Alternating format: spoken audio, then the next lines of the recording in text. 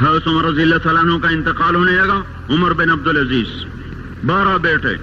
مسلمہ بن عبد الملک ان کے سالے کہنے لگے امیر المومنین آپ نے بچوں پہ بڑا ظلم کیا ہے. کہنے لگے کیا ظلم کیا ہے؟ کہ ان کے لیے جو چھوڑ کے جا رہے ہو وہ 2 روپے فی کس ہیں. 2 روپے تیرے بچوں کو 2 روپے ملیں گے ترکے میں. 2 روپے یعنی 2 درم. تو یہ کیا کریں گے آگے؟ ان کا تو نے کچھ نہ بنایا. تو زہر نے اثر کر لیا تھا. کہنے لگے مجھے بٹھا دو مجھے بٹھا دو.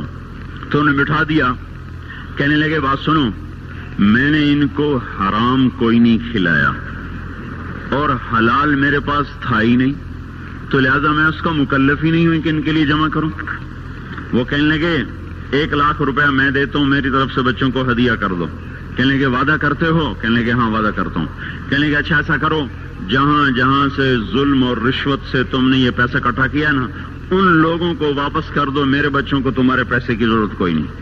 پھر کہا میرے بچوں کو بلاؤ. وہ سب کو بلا لیا. تو اس کے بعد ارشاد فرمایا اے میرے بیٹو میرے سامنے 2 راستے تھے. ایک یہ تھا میں تمہارے لیے جمع کرتا دولت چاہے حلال ہوتی چاہے حرام ہوتی لیکن اس کے بدلے میں دوزخ میں جاتا.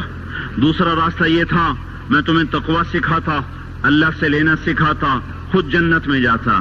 میرے بچوں میں تمہارا باپ دوزخ کی آگ نہیں برداشت کر سکتا لہذا میں نے تمہیں حرام نہیں کھلایا نہ حرام جمع کیا. میں نے تمہیں دوسرا راستہ سکھا دیا ہے تقوی والا. جب کبھی ضرورت ہو میرے اللہ سے مانگنا.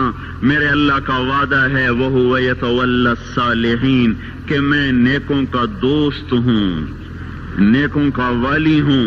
اگر پھر اپنے سالے سے کہا مسلمہ اگر یہ میرے بیٹے نیک رہے تو اللہ انہیں ضائع نہیں کرے گا اور اگر یہ نافرمان ہوئے تو مجھے ان کی ہلاکت کا کوئی غم کوئی نہیں ہے.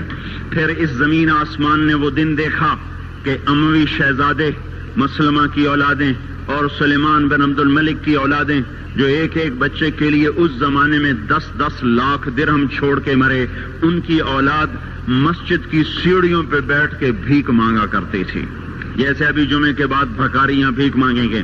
اور عمر بن عبدالعزیز کی اولاد وہ ایک ایک مجلس میں 100 گھوڑے اللہ کے نام پہ خیرات کیا کرتے تھے.